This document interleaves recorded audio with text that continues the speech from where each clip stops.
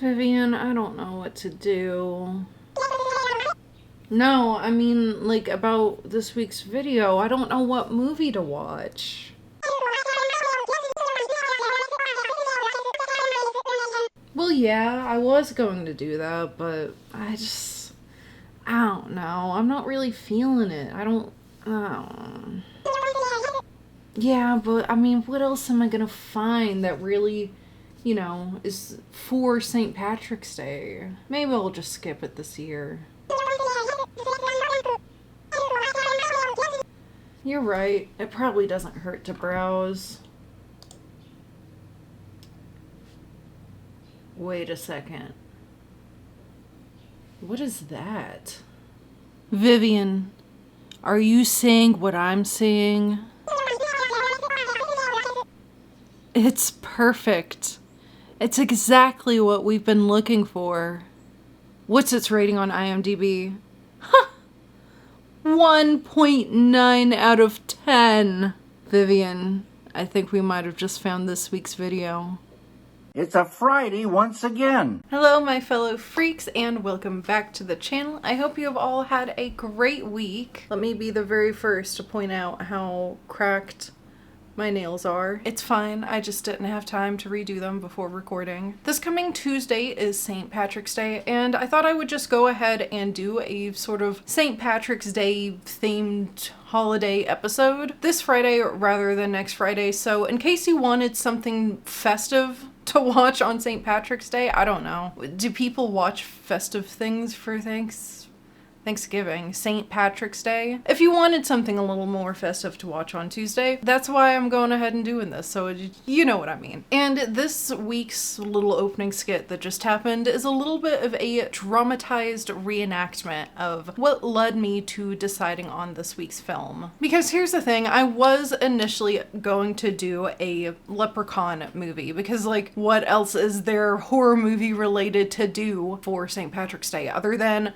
watching one of the Warwick Davis Leprechaun films. However, I do pay attention to numbers, and not many people digged the one from last year. So I wondered, should I continue doing Leprechaun movies? Do I personally care enough to do another Leprechaun movie? Or should I try to find something a little bit more to my audience's taste? Because I still have that need, that desire to find weird, obscure, just ridiculous stuff on Tubi. So I decided against the Warwick Davis films and decided to browse Tubi's like B-movie horror. I just searched like B-movie horror in the search bar, that's it. And I browsed whatever came up, and I wasn't really expecting anything to be St. Patrick's Day themed. I was honestly just gonna pick something that sounds interesting. However, I did get very lucky, and damn were my prayers answered for this week, because I stumbled upon Leprechaun the Beginning from 2025 and directed by Rahul Gandhi. And then shortly after finding this film, I went down a very short rabbit hole of discovering that there are actually several knockoff Leprechaun films out there. So it actually took me a while to decide which one I should do for this week's video, but I did end up picking this first one that I found simply because I was not kidding. It is rated a 1.9 out of 10 on IMDb. One of the lowest scores I've ever seen on that platform ever. And I believe it's about the same on Letterboxd. I think it's like 2 point something, but all of the reviews that I saw, it was like just half star, 1 star reviews basically. Like, people do not like this movie. So knowing that it is a Leprechaun knockoff and seeing that it has 1 star reviews, I knew this would be the film for this week. However, is Leprechaun the Beginning really that much worse than other low budget B movies we've seen on this channel? I guess we're gonna see. But first, if you are new here, hi, my name is STARGUTZZZ. Any kind of like running, crashing, loud noises that you may hear going on in the background, those are my cats. Also, my movie reviews tend to be more of a discussion of elements that I find to be good or bad about a piece, rather than just giving you you this whole play-by-play of every single thing that happens. So in other words, I try to refrain from spoilers as much as possible, but they will arise as they pertain to the discussion that I'd like to have with the film. If you would like to watch Leprechaun the beginning before or after this review, you can do so on our very best friend Tubi TV. As I said, this is a weird low-budget Tubi find, going back to our roots a little bit, same with Killer Sofa. I almost said Killer Couch. It was neither a sofa or couch, it was a recliner. But you can watch Leprechaun the beginning on Tubi. I will have a link in the description, so it is that much easier for you to go out and watch this film if you so choose to. Keep in mind, it is not a sponsored link, however, I believe one day we will be noticed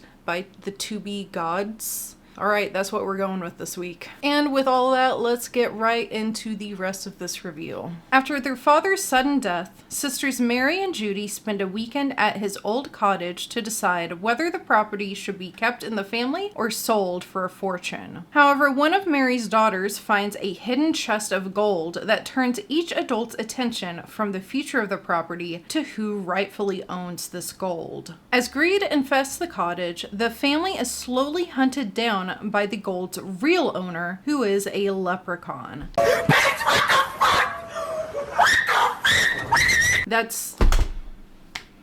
I feel like that's the shortest synopsis that I have written in quite a while. The narrative itself, honestly, is very bare bones, very basic, and very simple. I mean, it is really just a movie where a family fights over what should be done with a property, and then they begin to fight over what should be done with gold, and sometimes there is a leprechaun, and he does very mediocre killings. Old bones break so easily. Yuck. Night night. Even just the whole plot of like, oh, one person is sentimental and they want to keep this property, and the other person, they want to sell the property for a big fortune for their own, like, well-being. I don't know. It's basically, it feels like a tale as old as time almost. Just one of those tale as old as time plots, right? So maybe it's not always with a property, but perhaps something that was like a meaning to, you know what I mean? Like, we've heard this a dozen times. It's not a new story. It's just that this one also includes a leprechaun sometimes. I will talk a little bit more in depth of the narrative here in a bit, but I do want to acknowledge how like 90% of this film is just the family drama stuff. I will admit, like, it's not the most exciting film. The people who gave it a 1 star because it is very boring and basic in this regard, and that it has almost no elements of horror whatsoever, I understand. I think it's valid. I don't think everyone has to see the positive in this film like I somewhat do, which we'll be getting into. But even though I found a list of things that I found to be positive, I do acknowledge 90% of the film is just like family drama. Family drama that's like trying to get, it's both surface level and also trying to get way too deep while remaining surface level.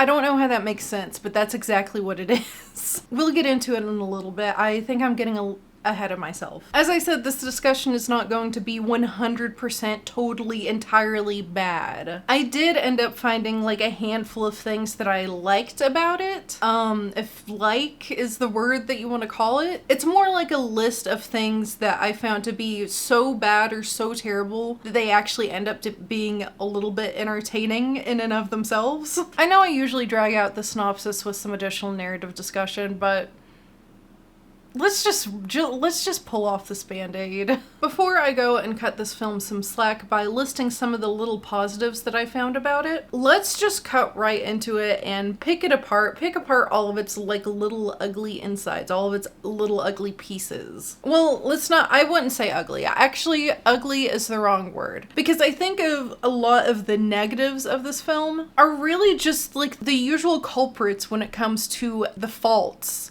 that a B movie has. The faults that Leprechaun the Beginning has are faults that you could see in almost any low budget production. It's nothing like crazy or obscene as some of the reviews lead you to believe. I guess it's no use hiding it, but obviously I don't think that this film deserves a 1 star. Now, I don't blame people who don't like it, and I don't blame people who found it to be a waste of time, but I still don't think it's deserving of a 1 star. As I stated, the film most of the time is just a total snooze fest because 90% of the narrative or content within the film is just that family drama, either centered around the cottage and the property or centered around the found gold. And it's very focused on this family drama rather than any elements of horror. And the family dynamics here, it's giving Hallmark movie, you know? Even in a way, like the whole plot of one person wanting to be greedy and sell something sentimental that like the rest of the family cares about, even that itself is just enough to make it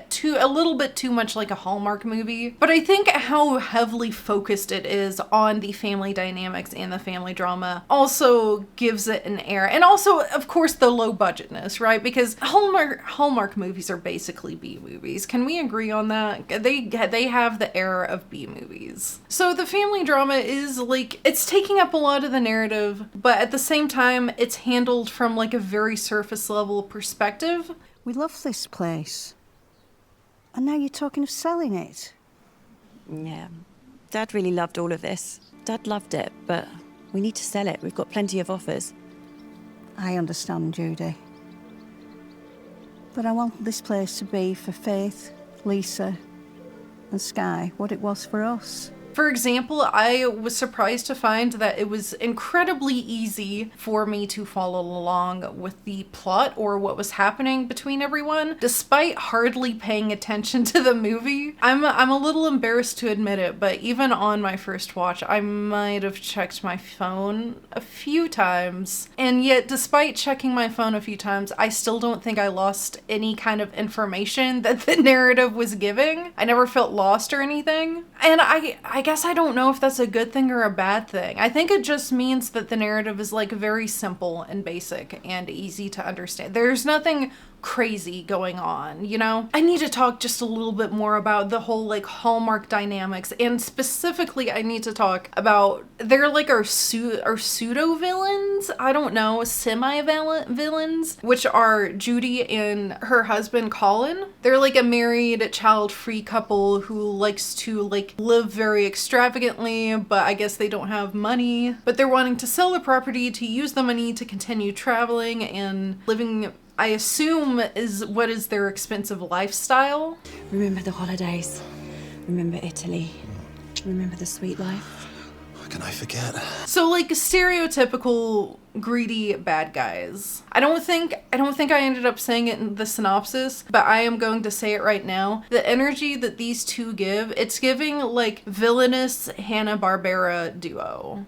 Exactly. We were so close. What do we do now? Well, I'll think of something. We need to convince Mary to make the sale as soon as possible. Yeah. Okay, well, leave it with me. I'll show her how burdensome this place really is. It's giving like the neighbors from National Lampoon Christmas Vacation. And this one's going to be extremely specific, but it's giving purple pie men and sour grapes. I guess in some way, in some perspective, you can at least see these stereotypes that each character plays as part of the camp. I could see that argument, but I also just think that it's a little bit lazy because they feel like characters that are overdone. You could probably find countless characters that are exactly like these ones. Again, especially probably in a Hallmark film. A lot of the narrative, it's giving Hallmark. I can't say it enough. I can't stress it enough. But outside of the narrative itself, one of the very first things anybody is going to acknowledge or notice in this film is the acting. I mean, let's be fair, it is a low-budget B-movie production brought to you by ITN Distribution, which is the distribution company of like the mass majority of these Tubi films that we've looked at so far. I mean, they seem to be the kings of the street right now, if you will. So, I mean, what really are you expecting in the ways of acting? I mean, first of all, anyone who's going into this film, Leprechaun the Beginning, from IT and distribution, who has all of the same low budget actors in every single picture. If you went into this expecting it to be good, I think that might be your problem. But if you are completely unfamiliar with IT and distribution films or any weird low budget B movie on Tubi, especially in the horror genre, then yeah, I guess it probably would stand out how terrible all this is. But I guess I'm just not new here. I don't know. I will say one of the first things that I personally noticed is how every single interaction between every single character feels so awkward. When we stole that old folklore book, and he scared us half to death with the stories of the leprechauns. Yes. And I think the term that I will end up using quite a bit in films like this is just like high school level play. It's like a high school play. The acting is high school level, the writing is high school level. It feels like a bunch of awkward teenagers on stage trying to perform for maybe one of the first times in their lives. Not only is the dialogue just written very unnaturally, but the dialogue deliveries are also very unnatural, awkward, and stiff. Your Aunt Judy and I used to hate this place until it became our most favourite place. Yeah. I hope we get to keep the place. Grandpa always said he'd never want to sell it. That's right, Faith. He did say that. I mean, like, everyone feels so uncomfortable. Everyone feels so uncomfortable to be there, to be talking to one another. It feels so awkward. Everyone feels so uncomfortable, except for the leprechaun, who is probably a little bit too comfortable in his role. Now, while some of these terrible and awkward interactions between characters can be funny, there are other moments where you just want them to stop. There are moments where, you know, you just want to, like, close your eyes for a moment. Hey, do you remember the stories you used to tell us about that house? The leprechaun. I remember. Dad. Yeah. I am gonna find the leprechaun's treasure at the end of the rainbow, and then I'm gonna be rich. Just letting you know. Some of the dialogue is just so horrible. Again, so much of it is like, it's surface level, it's basic, it's meh. There's just like, but despite everything that it has like bad going for it, I do just think the overall worst offense that Leprechaun the Beginning has is just kind of, it's gonna sound crazy, but I think it's a little bit too narrative driven. The narrative is just like so boring. It's very blah. I think I've already expressed it enough. It's just like nothing is really happening, and it almost feels like a rehashing of several other stories that exist out there. One of the other comparisons that I have that I didn't even mention is Judy reminds me of Cousin Mel from Grandma Got Ran Over by a Reindeer, and even just from that you can make narrative plot similarities just between those two narratives from two completely different genres. It's just like nothing really stands out, and yet even though nothing is really standing out, that's the main focus of the film, is that narrative. And to make matters worse with the narrative, they do attempt to do a twist that is like, I don't know, when the twist happened, they make it out like it's a big dramatic deal, but I was just like, I think I was just checked out and I didn't care. Like, they did it and I'm just like, okay, sure, I guess, okay. Obviously, I'm not gonna tell you what the twist is, but I think in one light you can see the twist as being something really funny because of how ridiculous and dumb it is. But on the other hand, like as I am stating right now, it is just like, I guess, sure, let's do it. In many ways, I feel like the film would have been better if they had just put a bunch of drunk teens within an abandoned cottage. Like, I don't know, it's a low-budget B-movie that's knocking off the Warwick Davis Leprechaun movies. Did you really need to be so, like, in-depth and focused on a distinctive plot happening? I think it's doing too much. That's my point, is that it's trying to make you care, and there's just like no point. You should have just done drunk teens. Should I also mention that the kills suck? The kills are very lame. We don't really get that many anyway, and the ones that we do, they are lame. I feel like that's something you could just guess by the fact that I have told you guys 90% of the film is focused on the family fighting each other rather than anything scary. But in case you needed to know, the kills are lame. And I can also understand the perspective that some people may have been upset that the leprechaun doesn't have very much screen time. However,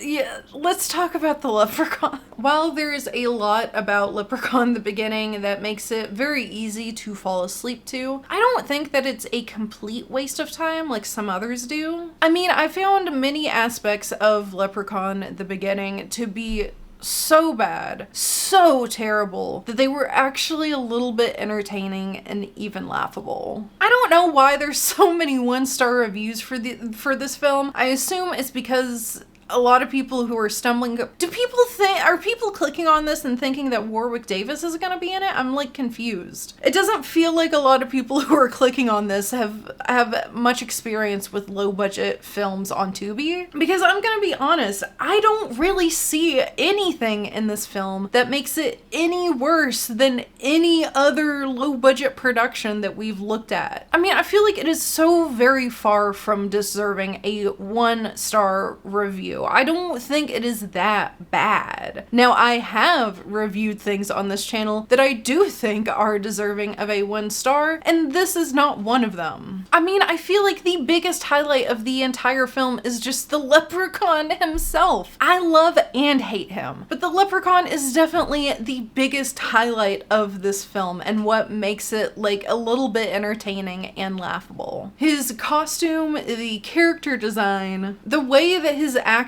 decides to play him and portray him. No, you. I want to play a game, Nigel.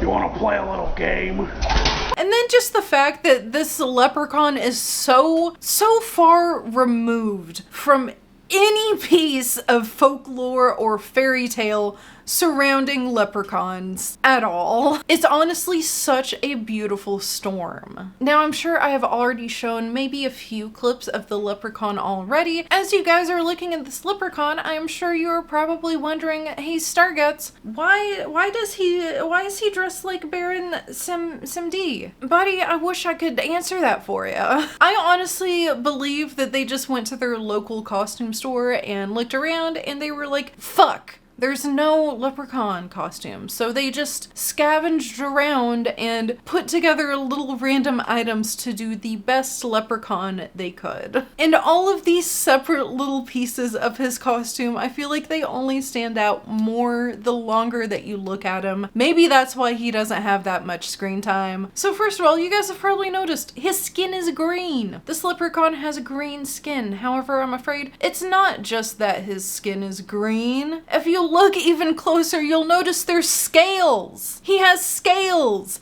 They gave him lizard man prosthetics. Upon even closer inspection, I think it's possible that they might be like wrinkles, like wrinkly old man prosthetic features, but I'm also just not 100% convinced on that. On one hand, I see wrinkly old man. On the other hand, I see straight up lizard. I don't know which it is. It might be either one. They gave a leprechaun lizard man facial prosthetics and painted him green like a lizard man. Okay. Also, I want to note how as the movie progresses and as we get more zoom-ins of the leprechaun, you can very plainly see all of the paint and latex cracking, like especially around his neck, behind his ear, a little bit on his cheek. So I thought that was a really nice touch. Also, as I said, when you first look at how he's dressed, you're probably thinking like, oh, that the hat is very voodoo daddy, bone daddy, whatever. But the more I looked at the coat that he's wearing, the more I realized it's not giving voodoo. The coat is giving circus ringmaster. So we have lizard man prosthetics with green face, Baron Sim-D hat, circus ringmaster coat, and then the absolute cherry on top, my favorite detail of this asinine depiction of a leprechaun is the actor's decision to give him an Igor accent rather than an Irish one. Correct. Looks like I have to let you leave. Don't cry, little one. Your family's close, but you cannot reach them. I don't know. Potato. A potato? Really, Colin? What? You might just be the worst playmate I've ever come across.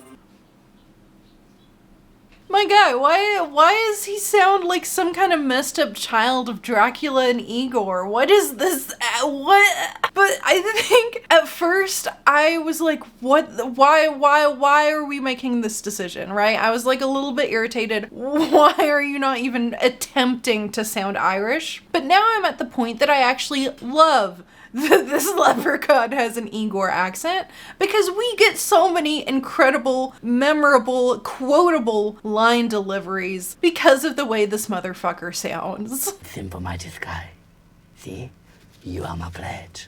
I don't know why, but the one that really stuck with me is when he says my, because instead of my, he says my pledge. You're my pledge. You are my pledge. You are my pledge. Or my treasure.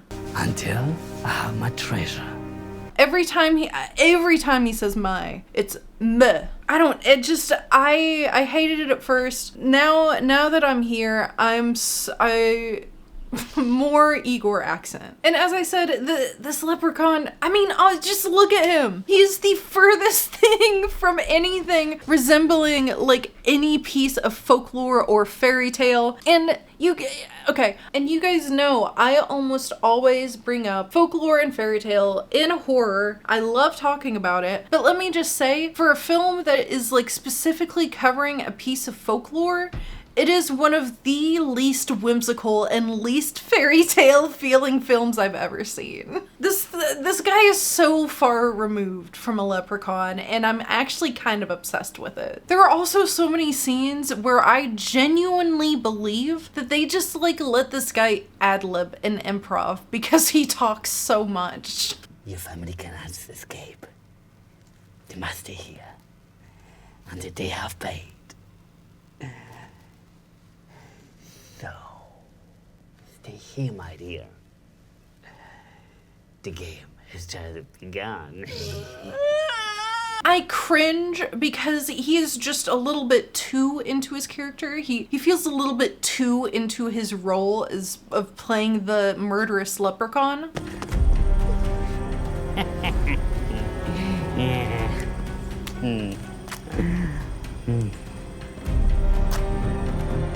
Yet, at the exact same time, I am entirely convinced that my viewing experience would be improved if they had just given this guy more screen time. If they had just let this guy do literally whatever he wanted and filmed it and called it a movie, I think I would be rating this a lot higher. However, it is not solely the leprechaun that makes this film so bad that it's kind of good. We need to talk about Sky. I'm literally in the middle of editing this video. Do you want proof? I will show you. Look, I'm in the synopsis. I don't know where in the video this is going to get crammed in, but it has to be, because I've just realized in the beginning of this film, they keep calling Sky Faith. This is Sky. This is Sky. We're gonna talk, if I am not in the middle of talking about her, we will be talking about her. This is Sky. They call her Sky later constantly. Listen to this. That's right, Faith. He did say that. That's right, Faith. This is Faith. This is Sky. And here it happens again. Here, watch. Well, that sounds like a great idea, Faith. Faith, who just spoke? The end of the rainbow, and then I'm gonna be rich. Just letting you know. That's Sky. Well, that sounds like a great idea, Faith. Faith? That's Sky! You see, Sky is one of the 3 daughters that Mary has, and up until she goes missing, yes, oh no, spoiler, Sky goes missing.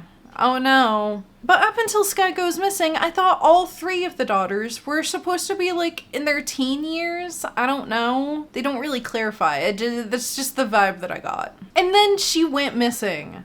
And then after she went missing, everyone began to lose their minds and act like Sky is not allowed to be by herself ever.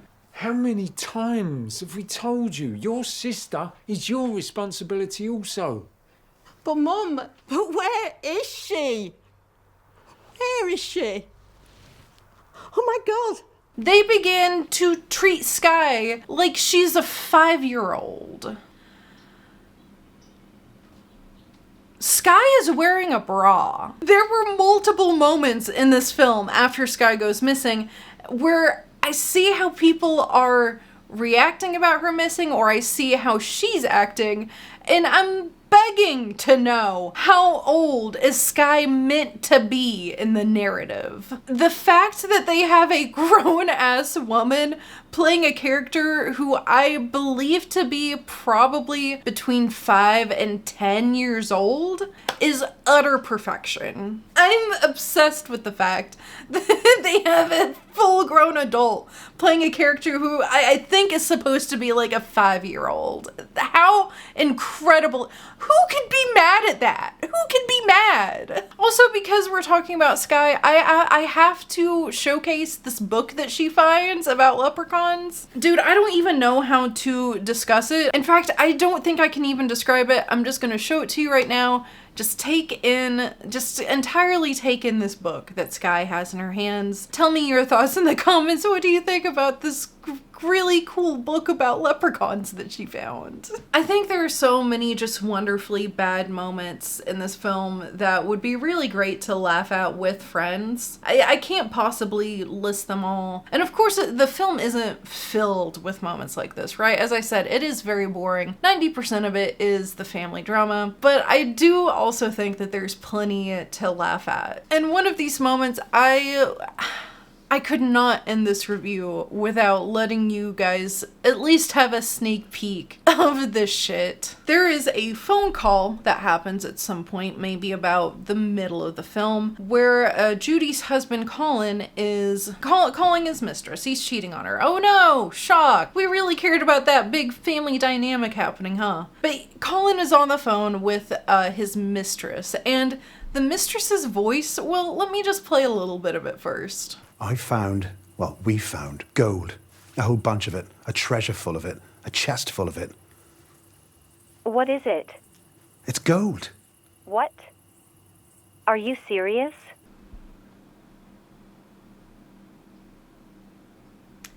You couldn't get anybody. You couldn't get anybody to say those lines. You couldn't find a single soul who would say those lines for you. We had to do a robot.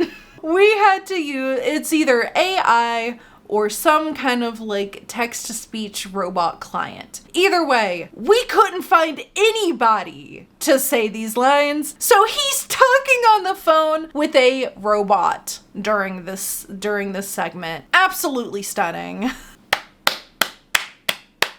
And guess what? They didn't even give her a credit. They didn't even give, hey, what are you guys doing? They didn't even give my girl a credit, dude. Like, you're not gonna type out Hatsune Miku, I don't know, robot, chat GPT, whatever you use to create TikTok. Honestly, it's probably good that they didn't give this robot voice a credit, because if they had, I probably would have lost my fucking mind. But you know what I did notice when going through the credits? Because I did have to make sure that I could make the joke that they didn't credit the robot. Because maybe they did credit the robot, that would have been incredible. But you know who doesn't get credited in this? Just like a little FYI? The leprechaun. Why is the leprechaun not credited? Within the film itself, at the end credits, it says the leprechaun plays himself, and then on IMDb, it doesn't even have the leprechaun listed on there whatsoever. Rude? I don't know.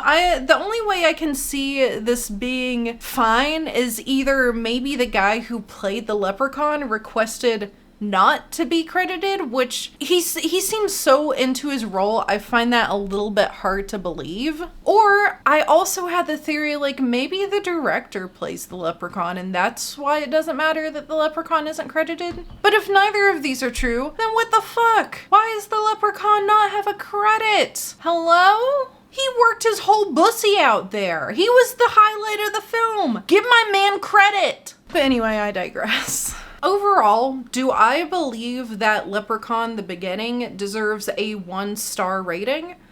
Absolutely not. It is genuinely not any worse than any other low-budget B-movie horror film that we've seen on this channel, especially to come out of ITN distribution. Again, I feel like this is a name that I am constantly seeing in these films, and it just, there's nothing about Leprechaun the Beginning that makes it any worse than any other ITN distribution film that I've ever seen. I think a lot of the people who are leaving the reviews just like are not within the realm of low budget horror or B movies, or maybe they were tricked and they thought this was a Warwick Davis film. I have no clue. To me, this feels pretty standard run-of-the-mill B movie on Tubi. It is a little boring, it is a little bland. As I said, the narrative is nothing special, and it makes the film, it does make the film feel a little bit like a Hallmark movie because we're so focused on that family drama rather than any kind of element of horror. In fact, we're more focused on the family drama than we are elements of folklore and fairy tale, which should be the main basis of the film, but whatever. Yeah, it has some negatives and there's some bad stuff in it, and it's not like my first choice of movie to rewatch, but I would rewatch it all day, any day, over Blood and Honey. I feel like Blood and Honey is one of the worst films I've ever seen, and it's about to get a third film. It's about to become a trilogy. So fuck my ass. I don't know. At the end of the day, I genuinely didn't find this to be any worse than anything else that we've covered on this channel. I think it's crazy that it has a 1-star, especially on IMDb where it's 1.9 out of 10. That is crazy. It doesn't deserve that. It doesn't. I mean, some of you know, if it was that bad, I would be here yelling the entire time about how much I hated it. And I didn't despise it at all. I still found some enjoyment, entertainment, and laughable moments. So what tier will I be putting Leprechaun the Beginning on? I think it's a solid C tier. The only reason that it's not going on to the B tier is because it's not exactly something that I would find myself rewatching by myself. However, I would be extremely willing to rewatch this if it meant that I got to see somebody else watch it for the very first time. It's really not that bad. I think C is pretty fair, especially because most of the narrative is focused on that family dynamic plot that we don't really care about, and all of those fun moments are kind of like far between each other. I don't think it's so terrible that it deserves a 1-star. I mean, like, I don't know. I don't think it's that bad. I think people are being very dramatic. I mean, for the love of God, Gutterballs doesn't even have a 1-star, and that's maybe one of the worst films I've seen in my entire life. That is extremely deserving of 1 star. But yeah, that is my opinion of this B movie that a lot of people have put 1 stars on. Maybe my opinion is controversial or whatever. I don't care. It's not that bad.